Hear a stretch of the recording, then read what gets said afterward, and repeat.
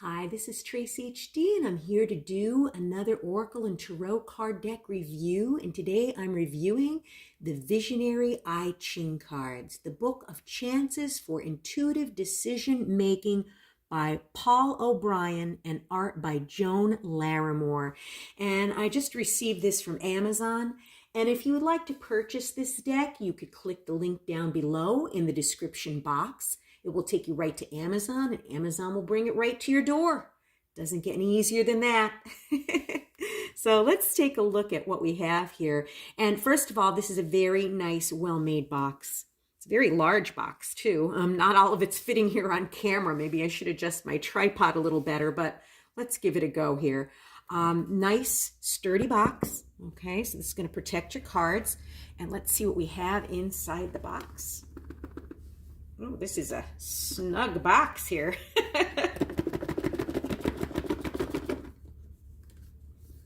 Excuse me for a moment while I pry this open. I think it's child-proofed. Now, sometimes when they're in storage for a long time, they tend to get stuck like that, but that's okay. Glad the box didn't allow anything to fall out during shipping, so let's be happy for that, right? So we have our nice box here, and let's look at the guidebook first. Guidebook is nice, okay? It's actually like a nice book, okay? The guidebook is a glossy finish, okay? Very, very nice. And let's take a look inside the guidebook. We have our table of contents, okay?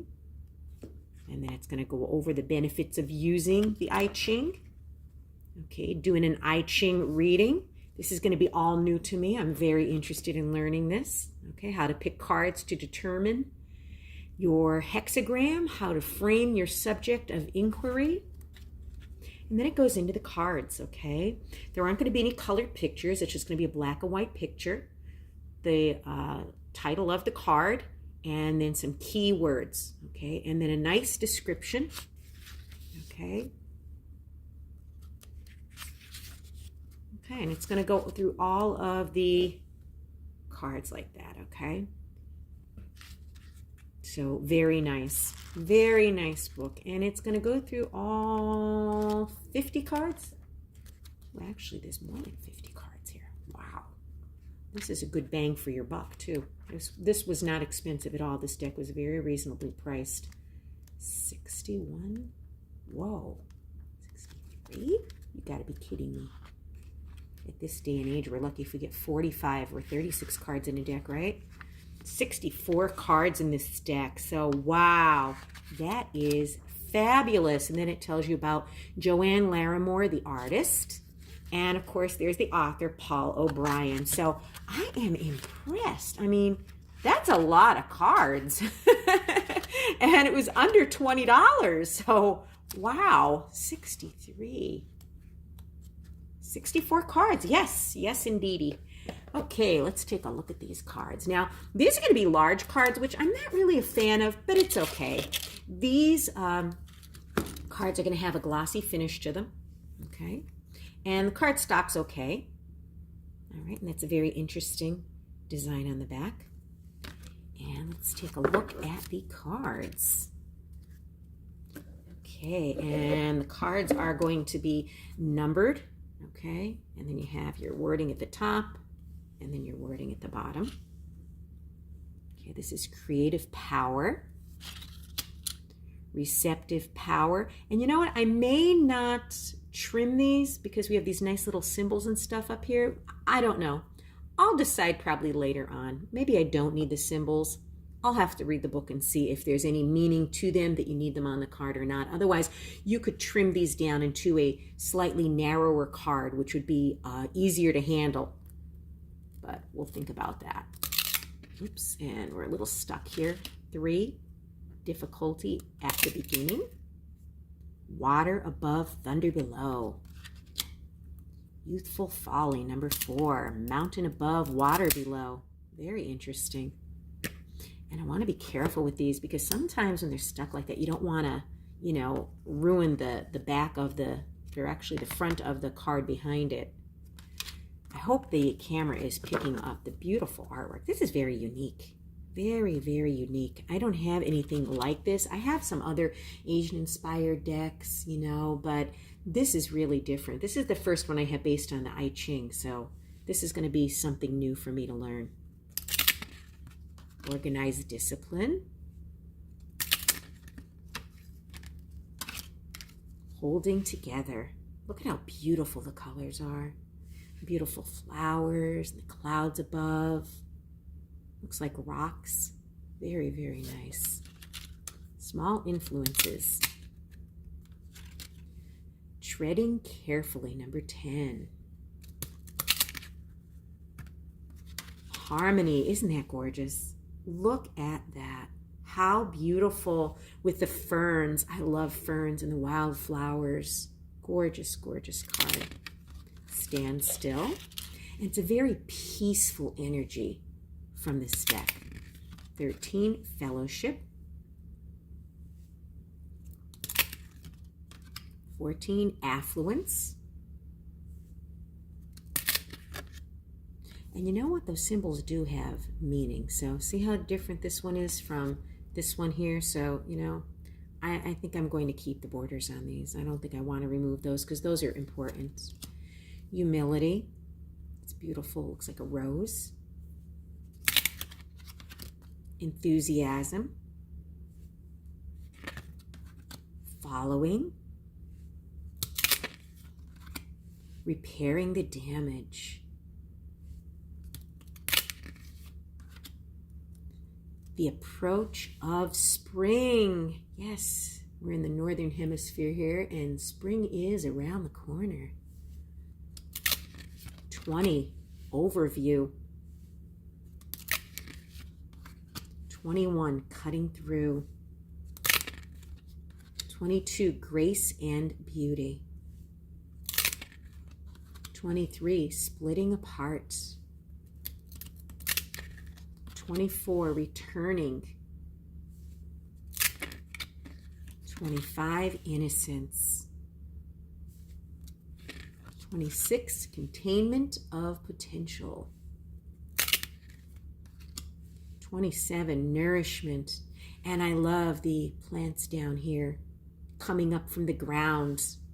And it looks like a cloudy sky, and I'm thinking like these seeds were planted and maybe there was rain coming down from the sky, and now they're sprouting up from the ground. They're being nourished by the rain. That's what I'm getting intuitively. Maybe it means something. You know what? Let's take a look in the book and see what 27 nourishment means. I'm wondering what this is about because that was a gorgeous card. It says nourishment refers to more than just a healthy diet of food. This hexagram represents caregiving as well. Eating properly implies care for oneself. Providing healthy meals in the home implies caring for the family. The writer of a great book and the composer of an inspiring piece of music also provide nourishment to humanity in general by caring deeply and offering the fruits of their works to the world. You could know people by observing what they nourish in their own lives. Do you feed and take care of your body? Do they cultivate their spirits, their intellects, their moral values? Do they nourish and care for those around them? If so, whom do you devote their energies? To whom do they devote their energies? The most successful people are temperate in eating and drinking. Yeah, it's all about balance. So what we're talking about here is nourishing the mind, body, and soul. Beautiful. Absolutely beautiful. Yes. I mean, we can't just nourish our bodies, but then pollute our minds with negative, toxic thoughts. You know what I'm saying? Very interesting. Excessive pressure. Dangerous depths. Clinging like fire. 31, mutual attraction. And again, the ferns. Love, love, love the ferns. 32, endurance. 33, retreat. 34, great vigor. 35, easy progress. 36, darkening of the light. 37, extended family. This kind of looks like a tent here in the background. I'm not sure. And with all the ferns, like they're out in the wilderness. Very interesting. Diverging interests. Temporary obstacles. Deliverance. Decrease. Increase. Determination. Liaison. 45, gathering together. Absolutely beautiful. Beautiful, beautiful artwork. Reminds me of like maybe a waterfall or maybe just like a flowing stream here. These are the kind of cards that every time you look at them, you're going to pick up on something that you didn't see before. I just have that feeling. 46, pushing upward. And it looks like it's a plant trying to come up through these rocks, pushing up towards, and is this like a lotus here? Very interesting. Oppression, number 47. 48, the well. 49, revolution. 50, the cauldron. It looks like there's a little fire here. There's a cauldron up here like it's being heated. This looks like a rock wall. Maybe a fire pit. Not sure. Very interesting. 51, shock. 52, keeping still. 53, a steady pace. 54, careful affection. 55, great abundance. 56, the wanderer. 57, gentle penetration. 58, joy. 59, dispersing. 60, limits and connections. 61, centering in truth. 62, attention to detail. 63, after completion. And last but not least, 64, nearing completion. So what an amazing deck. This is very, very unique. Very satisfied with my purchase from Amazon. These are very nice cards. Now, let's see how these are going to be to shuffle. Okay, I may shuffle them this way. They're not too bad to shuffle. I'll get used to them. I'm not a big card kind of person. You know, I'd rather a smaller card, but I don't know if I'm going to trim these because I don't want to lose the symbolism that's up here in the corners. I think that they have meaning, and the symbols are probably going to go along with things in this guidebook. So if I do that, I'm going to ruin the deck. So I'm just going to let them be the way they are. These, you know, they could possibly be for a beginner because I'm sure the book is going to explain a lot about I Ching. These are great for a seasoned card reader who's used to the I Ching.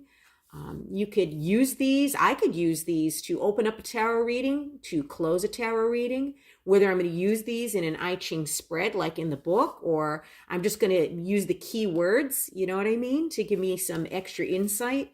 I'm going to definitely use these each morning. I'm going to pull one card as a daily draw like I always do, use it as my meditation focus until I learn this whole deck. This is absolutely gorgeous, gorgeous artwork. And if you want to purchase this amazing deck, again, it was like less than 20 bucks on Amazon.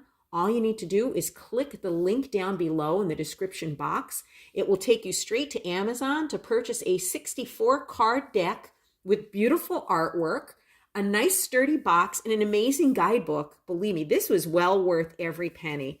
Gorgeous, gorgeous cards. If you've enjoyed this review, please like it by hitting the thumbs up. I'd really appreciate it to get more exposure on YouTube for me.